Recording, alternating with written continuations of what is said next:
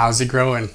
If you've ever tried growing a veggie garden in this Florida sand, you can probably relate when I say it is a lot of work for what you get in return.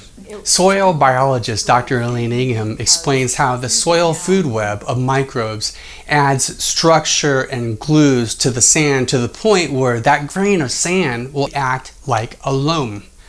I recently gave this garden talk, a soil building presentation in Davie.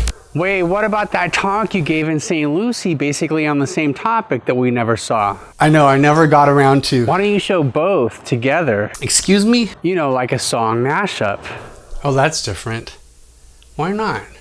Let's shake things up a bit. I've got a filthy 4-letter word, and I'm just gonna say it. Dirt. Dirt is dead to me. But soil is full of life. There's a whole ecosystem of life. This talk is about healthy microbes, healthy soil, healthy plants, healthy people. I'm doing the soil building approach from the organic perspective, or permaculture and regenerative gardening, regenerative agriculture. What I love about what you have here is we learn from each other. There's so much that I could learn from. I was hearing conversations earlier, so much that I can learn from Mike and from other people here. Every day in the garden has another opportunity and another lesson for us. There are principles of regenerative agriculture, regenerative gardening. There's a difference between principles and methods. So a lot of the principles have been labeled as like no-till. That's actually a method, but we kind of know that principle as no-till, you know, but it really should be called minimal disturbance, minimal soil disturbance. And disturbance, what is disturbance? Disturbance could be chemical disturbance. A lot of people don't think of that when they think of no-till. Stick around to the end where you'll see how Tree Amigos Growers has been using a cover crop to turn sandy dirt into fertile living soil. That's beautiful. I think we all know the produce that we buy in the stores has less nutrition than what it was 50 years ago, 100 years ago. Our soils are depleted of nutrients. Yeah, I've heard different estimates though, like you have to eat 2 apples to get the same nutrition you could 50 years ago, or you have to eat 5 times as much as broccoli. I'm not sure, you know, how accurate all that is, but I do believe that there's less nutrition out there.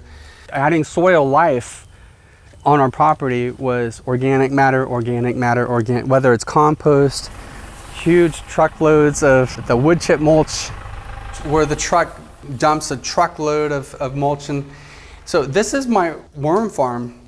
I don't have to harvest the worms. The worm, kind of like a build it, they will come type of thing.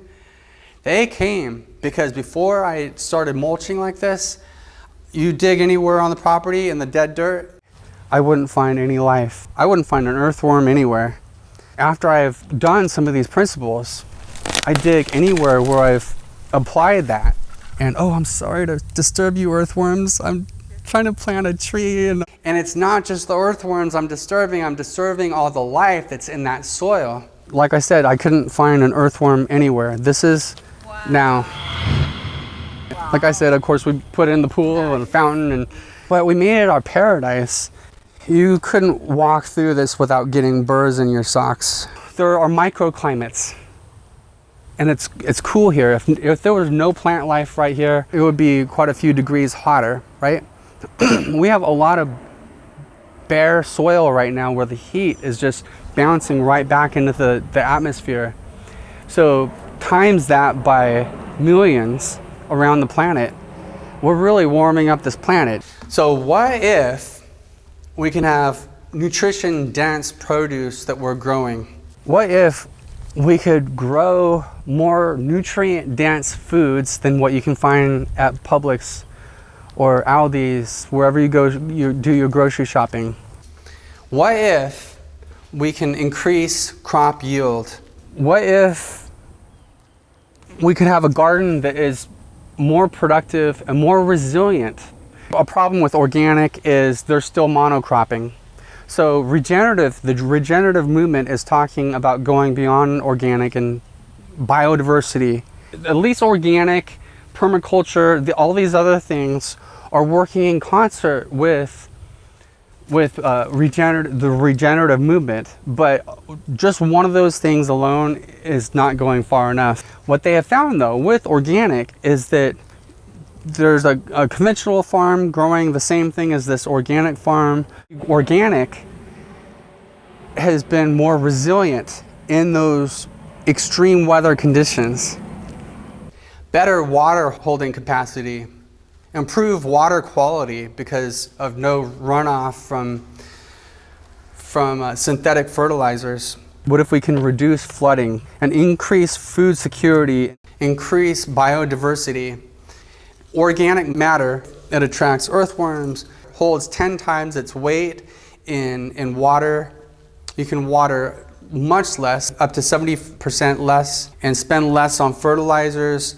This might be hard for some people to believe because we have this addiction to fertilizers, but Dr. Elaine Ingham insists over and over that you do not need to fertilize if you have the right biology, because the sand, silts, and clays have all the minerals in it. And when you have the right biology, the microbes use their enzymes to extract all that and deliver it to the roots. And there's not one magic microbe. It's them working, it's an ecosystem that makes the healthy soil. We've got your bacteria, fungi. Everyone loves a fungi. Protozoa, nematodes, all kinds of nematodes, microarthropods, your predator arthropods, your earthworms, and it's all part of the natural system. Organic matter. It's great for the environment. We have all this sequestration. If you just add 1% of organic matter to the soil, you're adding 10 tons of carbon per acre. 10 tons of carbon. After this garden talk, I went over to Tree Amigos Growers, where Rafael Arroyo showed me what a difference the cover crop sun hemp made. That piece of land over there used to be like this, all sand.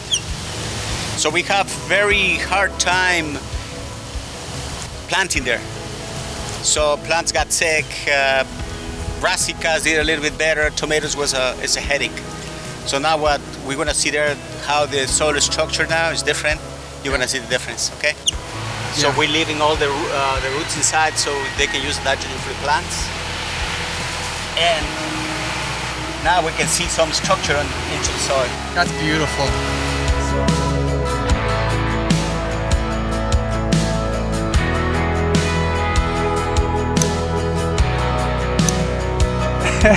Live regeneratively and let's grow together.